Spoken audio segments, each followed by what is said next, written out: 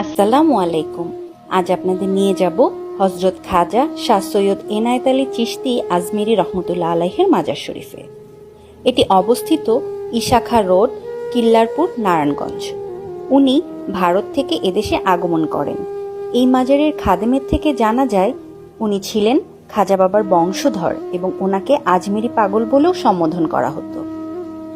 ভারত থেকে প্রথমে তিনি বিবি মরিয়মের মাজারে ছিলেন।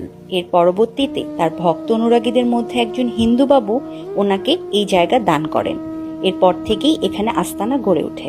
বাংলা 1349 সালের কার্তিক মাসের 26 তারিখ ওনার ওফাত দিবস, আর ওই দিনই ওনার ওরস মোবারক অনুষ্ঠিত হয়।